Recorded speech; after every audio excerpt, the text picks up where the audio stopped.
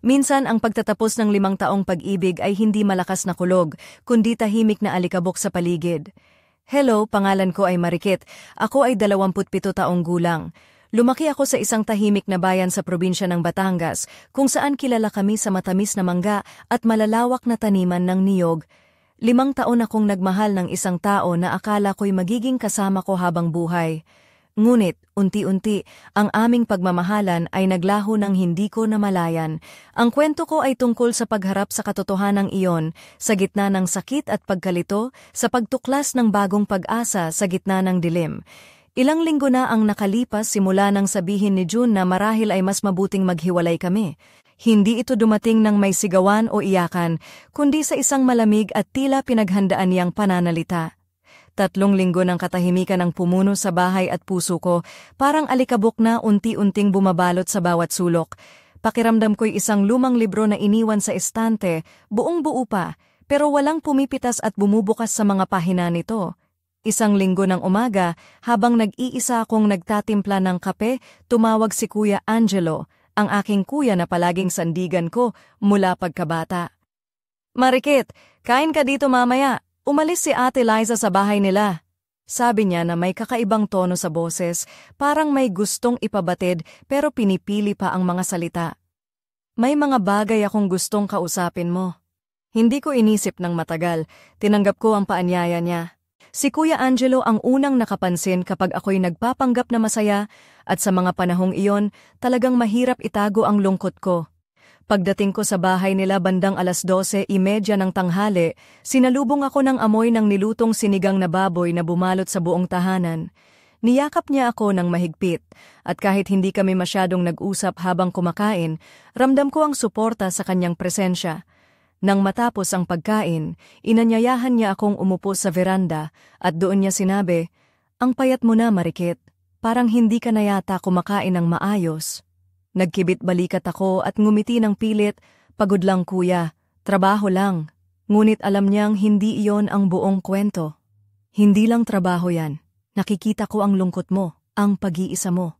Hindi kita gusto makita na ganyan." Lumingon ako sa paligid, sa mga dahon ng sampagita na sumasayaw sa hangin sa bakuran nila at bumagsak ang mga salita sa akin ng malalim. "Hindi ko na alam kung paano ko haharapin to, kuya. 5 taon yan. Parang nawala, hindi lang siya, pati ang sarili ko." Tahimik siyang nakinig, parang nauunawaan niya ang bigat ng bawat salitang lumalabas sa bibig ko. "Hindi mo nawala ang sarili mo, Marikit. Naglalakbay ka lang para muling matagpuan siya. Masakit nga, pero hindi mo kailangang harapin to ng mag-isa." Napangiti ako ng bahagya habang iniisip ang mga sinabi niya, at sa isang iglap, naalala ko ang sariling himagsikan ni Kuya Angelo sa kanyang mga nakaraan. "Paano mo nalampasan yon?" tanong ko habang hinahaplos ang mga bulaklak ng sampagita. Ngumiti siya ng may lihim na saya, "May mga tao at pagkakataon na darating para tulungan kang bumangon. Baka kailangan mo lang ng kausap, hindi ng solusyon agad-agad." Sa mga sandaling yon, unti-unti kong naramdaman na hindi ako nag-iisa sa paghahanap ng liwanag sa dulo ng madilim na lagusan. Alam kong hindi madali ang unang hakbang, pero nang tawagan ako ni Kuya Angelo muli 1 linggo pagkatapos ng aming pag-uusap, hindi ko mapigilang tumugon ng may bahagyang kaba at pag-asa. "Marikit, kain ka dito sa linggo. May kaibigan ako na dumadaan dito. Mabait siyang tao, gusto ko lang ipakilala sa'yo."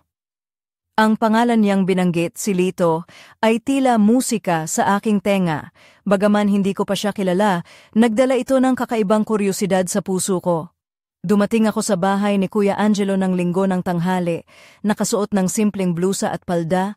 Buhok ko ay hinayaan kong malaya ang pagkakabuhol-buhol. Hindi ko sinasadya na magmukhang espesyal, ngunit sa ilalim ng mga simpleng damit ay may lihim na pagnanais na muling maramdaman ang halaga ko bilang babae, hindi lamang bilang dating nobya ni June o bilang kapatid ni Kuya Angelo. Pagbukas ng pinto ay sinalubong ako ni Kuya Angelo na may malapad na ngiti at mahigpit na yakap. "Ang ganda mo, Marikit," aniya na may halong pagmamalasakit at kapatid na pag-aalaga. "Sandali lang ako, maghanda si Ate Liza," sabi ko na may halong biro at seryosong tono. "Kain lang muna tayo tapos aalis na rin ako." Habang naghahanda si Ate Liza ng pagkain, naamoy ko ang nilutong adobo na sumisingaw sa buong kusina. Umupo ako sa veranda, hawak-hawak ang tasa ng kape habang pinagmamasdan ang mga bulaklak ng gumamela na sumasayaw sa hangin. Sa gitna ng katahimikan, narinig ko ang isang malumanay na boses mula sa likod. "Ikaw ba si Marikit?" Bumaling ako at nakita si Lito na nakatayo sa pintuan ng sala. Mataas siya, ngunit may kalmadong aura na hindi nakaka-intimidate. Nakasuot siya ng simpleng puting t-shirt at maong na pantalon, may ngiti na hindi malawak ngunit sapat para magdulot ng init. "Ako nga," sagot ko, sabay taas ng kilay. "At ikaw yata si Lito, di ba?" Lumapit siya at iniabot ang kamay. Nang hawakan ko iyon, ramdam ko ang init at katiwasayan. Hindi ito ang uri ng mahigpit na kamay na pilit na nilalapat. Ito ay natural at magaan, parang pag-asa na walang pasubali. Umupo siya sa tabi ko, may pagitan ngunit hindi malamig. "Kuya Angelo ang nagsabi na mahilig ka sa matapang na kape at mga librong may malalalim na kwento." Sabi niya na may bahagyang ngiti. Napangiti ako ng bahagya. "Mukhang napag-aralan mo na ako, ah?" Sinabi ko na may konting biro. "Ilang detalye lang ang alam ko pero gusto kong malaman ng iba pa." Tugon niya na may halong hiwaga sa tinig. Sa mga sandaling iyon, naramdaman ko ang kakaibang kapanatagan. Hindi kami nagmadaling mag-usap at sa katahimikan na pumapalibot, parang may espasyo para sa aming mga kwento at damdamin. "Matagal na ba kayong magkaibigan ni Kuya Angelo?" Tanong ko upang basagin ang yelo. "Mula pa noong kolehiyo. Siya yung tipong laging nandyan kapag kailangan mo siya, kahit anong gulo ang pinagdadaanan mo," sagot niya habang nakatingin sa mga halaman sa paligid. Pero sa totoo lang, hindi lang siya ang nagligtas sa akin noon. Napatingin ako sa kanya, interesado sa lalim ng sinabi. Napaisip ako sa mga salitang iyon. Lahat tayo pala, may mga laban na hindi nakikita ng iba, mga sugat na kailangang paghilumin ng panahon at ng tamang tao. "Ano naman ang nagligtas sa'yo?" Tanong ko ng may pag-aalinlangan. Ngumiti siya ng may bahagyang lungkot. "Ang pagkakaroon ng isang tao na handang makinig, na hindi huhusga kahit anong estado mo." Ang mga salita niya ay simple ngunit may bigat na tumagos sa puso ko. Naramdaman ko na sa kabila ng lahat, may pag-asa pa rin. May mga taong handang makinig at umintindi, kahit pa sa mga sandaling pakiramdam mo'y wala ka ng pag-asa. Sa gabing iyon, unti-unti kong naisip na baka hindi pa huli ang lahat para sa akin. Baka may bukas na naghihintay na punong-puno ng bagong simula. Matagal na akong hindi nakaramdam ng ganitong klasing pag-asa, kaya nang tawagan ako ni Kuya Angelo ulit, hindi ako nagdalawang isip na pumayag. "Marikit, kain ka dito sa linggo? May kaibigan akong darating, mabait siyang tao." "Gusto ko lang ipakilala siya sa'yo," sabi niya. Ang tono ng boses niya ay may halong pagpapasigla at pag-aalala. Hindi ko alam kung ano ang aasahan ko, pero sa puso ko, may bahagyang kaba at kuryosidad na naglalaban. Pagdating ko sa bahay nila bandang tanghali, suot ko ang isang simpleng puting blusa at maong na palda, ang buhok ko ay maluwag na nakabuhol. Hindi ko sinasadya na magmukhang espesyal, ngunit may lihim na pagnanais na maramdaman muli ang halaga ko bilang isang babae. Hindi lamang bilang dating nobya ni June o bilang kapatid ni Kuya Angelo. Pagbukas ng pinto, sinalubong ako ni Kuya Angelo ng malapad na ngiti at mahigpit na yakap. "Ang ganda mo, Marikit," sabi niya ng may pagmamalasakit at kapatid na pag-aalaga. "Sandali lang ako, maghanda si Ate Liza," sagot ko na may bahagyang biro. "Kain lang muna tayo, tapos aalis na rin ako." Habang naghahanda si Ate Liza ng adobong baboy, umupo ako sa veranda. Hawak ang tasa ng kape habang pinagmamasdan ang mga bulaklak ng gumamela na sumasayaw sa hangin. Sa gitna ng katahimikan, narinig ko ang malumanay na boses mula sa likuran. "Ikaw ba si Marikit?" Bumaling ako at nakita si Lito, nakatayo sa pintuan ng sala. Mataas siya, may kalmadong aura na hindi nakaka-intimidate. Nakasuot siya ng simpleng puting t-shirt at maong na pantalon, may ngiti na hindi malawak ngunit sapat para magbigay ng init. "Ako nga," sagot ko sabay taas ng kilay. "At ikaw yata si Lito, di ba?" Lumapit siya at iniabot ang kamay.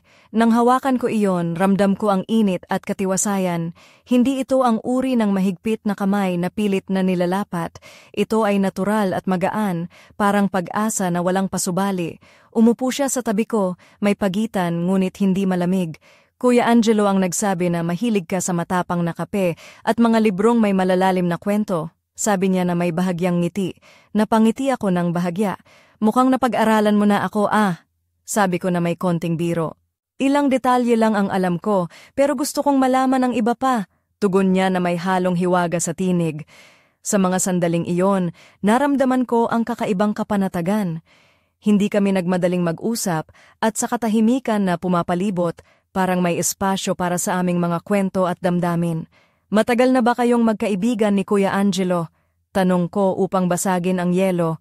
Mula pa noong kolehiyo, siya yung tipong laging nandyan kapag kailangan mo siya, kahit anong gulo ang pinagdadaanan mo, sagot niya habang nakatingin sa mga halaman sa paligid. Pero sa totoo lang, hindi lang siya ang nagligtas sa akin noon. Napatingin ako sa kanya, interesado sa lalim ng sinabi. Napaisip ako sa mga salitang iyon.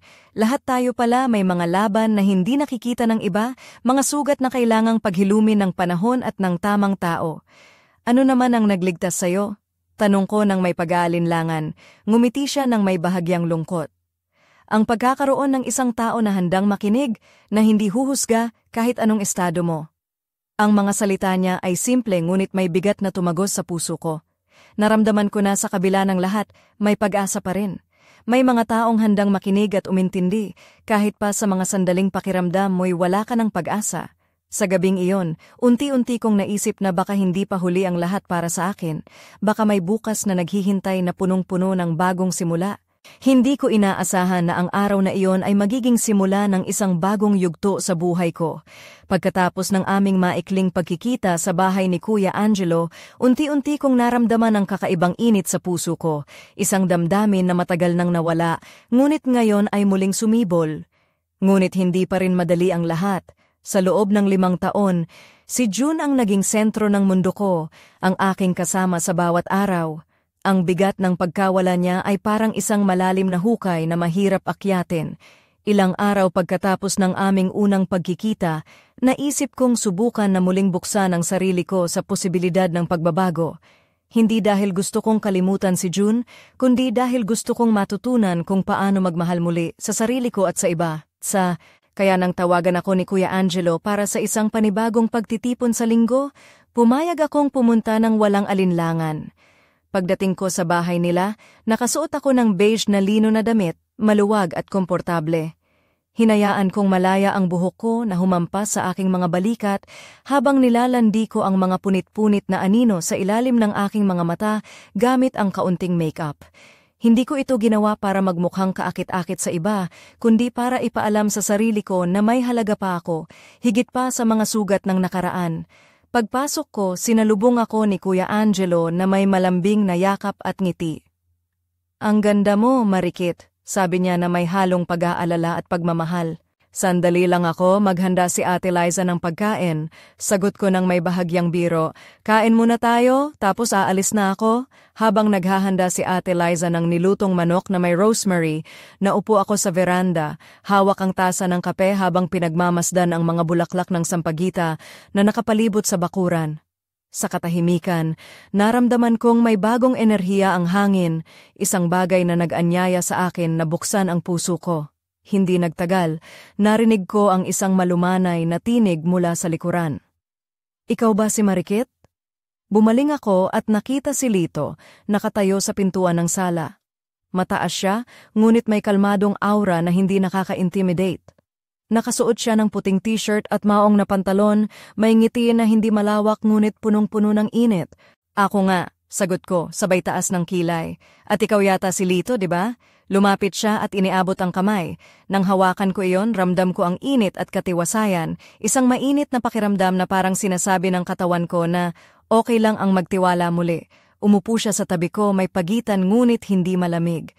Kuya Angelo ang nagsabi na mahilig ka sa matapang na kape at mga librong may malalalim na kwento, sabi niya na may bahagyang ngiti.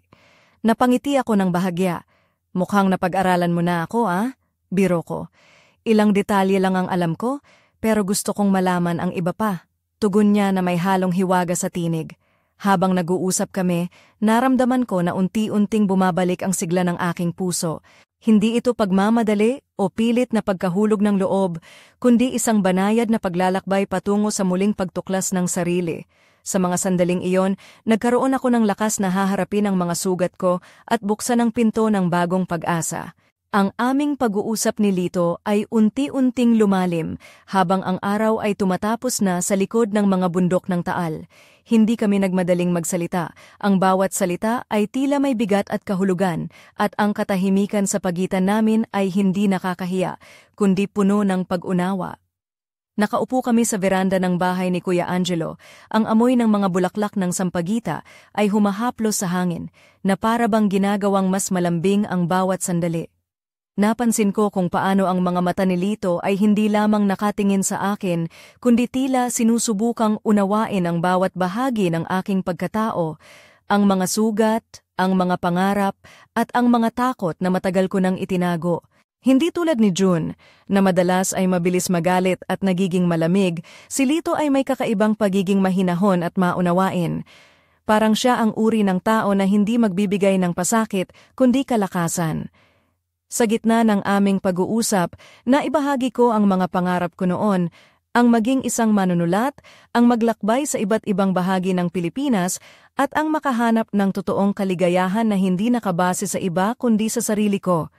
Nakikinig siya ng buong puso na parang bawat salita ko ay mahalaga sa kanya. Alam mo, Marikit, sabi niya, sa mundo natin, maraming tao ang natatakot magmahal muli dahil sa takot masaktan. Pero hindi natin malalaman kung ano ang maitutulong ng bagong simula kung hindi natin bibigyan ng pagkakataon. Napangiti ako sa kanyang mga salita at unti-unti, ang bigat ng 5 taong pag-iisa ay nagsimulang lumiit. Hindi ko pa rin nakakalimutan si June, hindi pa rin madali, pero naramdaman ko na ang unti-unting pagbukas ng puso ko sa posibilidad ng muling pagmamahal.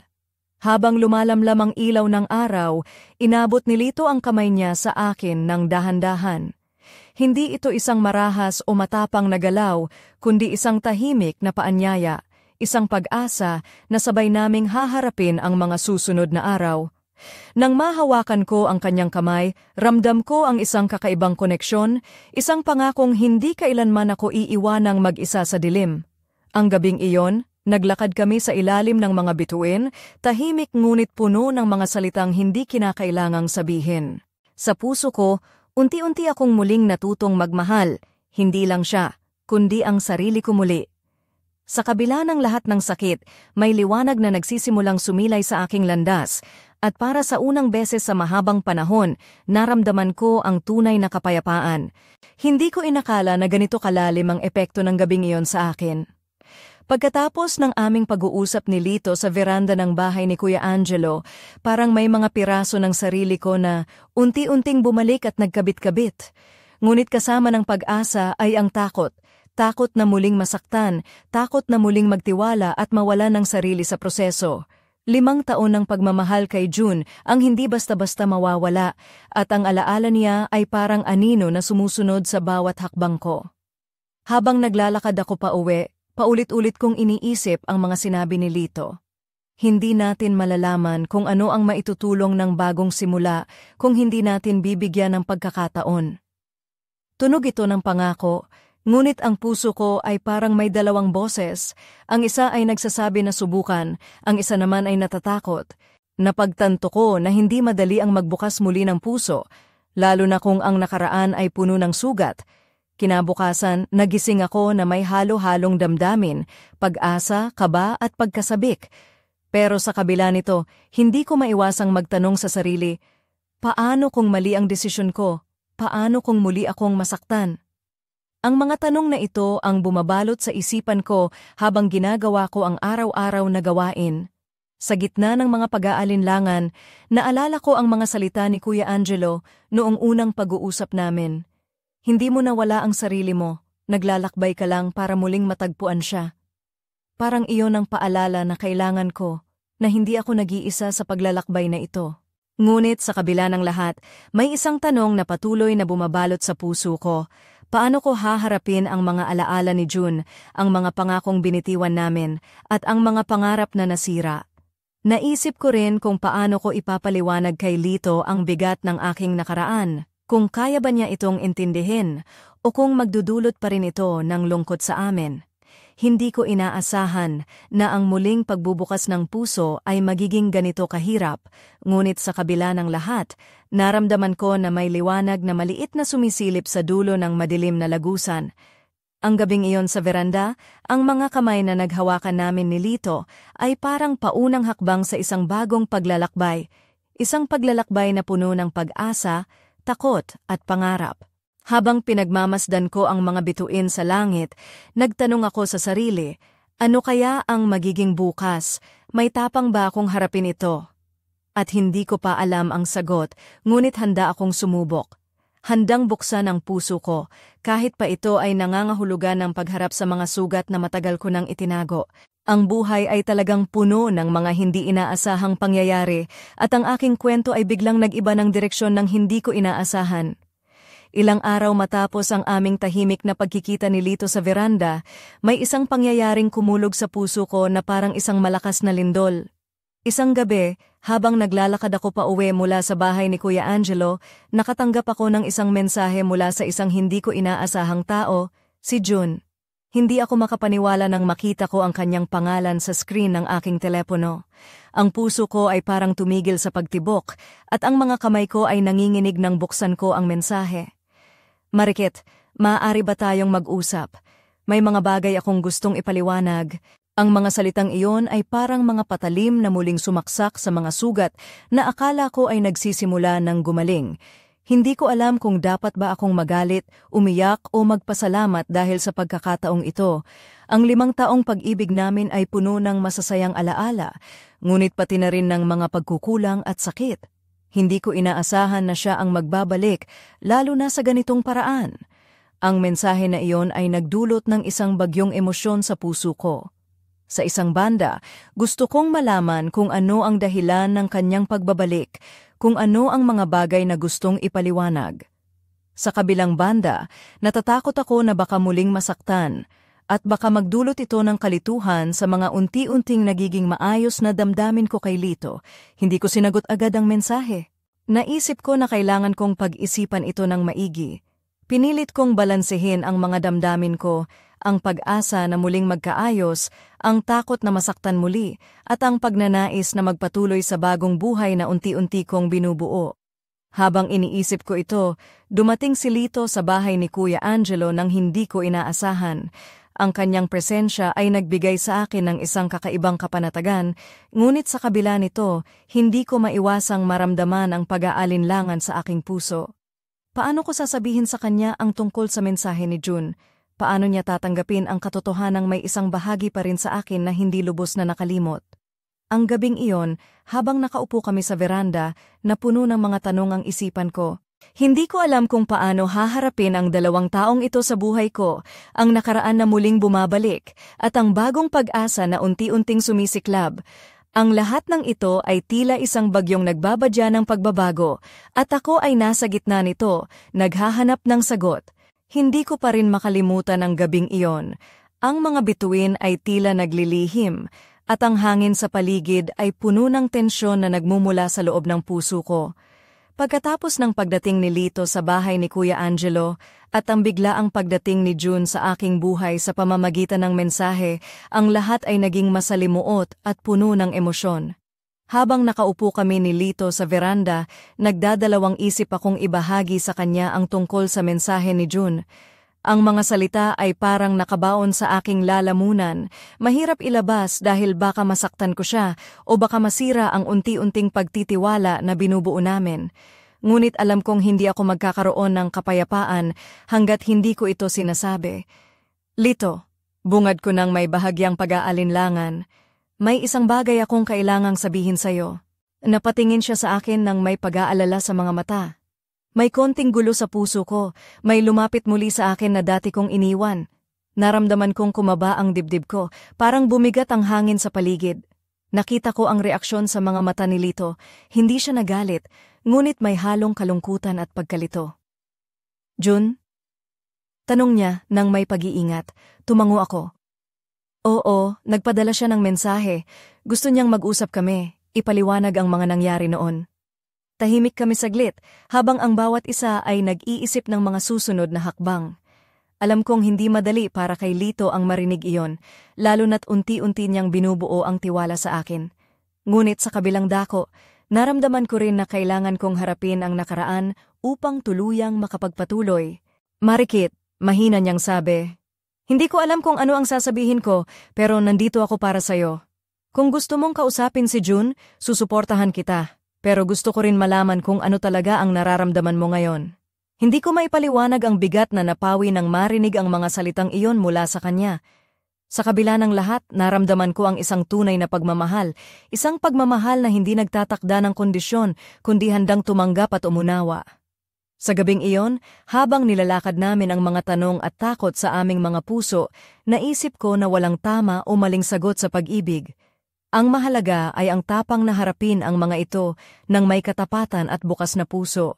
Ngunit sa likod ng lahat, may isang lihim na bumabalot sa aming mga kwento, isang lihim na maaaring magbago ng lahat, ngunit hindi ko pa handang tuklasin. Ang mga araw na sumunod ay tila isang walang katapusang bagyong emosyon. Ang mundo ko ay nag-iba ng kulay, mula sa mapayapang asul ng pag-asa ni Lito hanggang sa madilim na ulap ng pagdududa at alaala ni June. Parang nasa gitna ako ng isang pelikula kung saan ako ang bida, pero hindi ko alam kung anong eksena ang susunod na lalabas. Hindi ko inaasahan na ang mga simpleng pag-uusap namin ni Lito ay magiging ganito kaseryoso.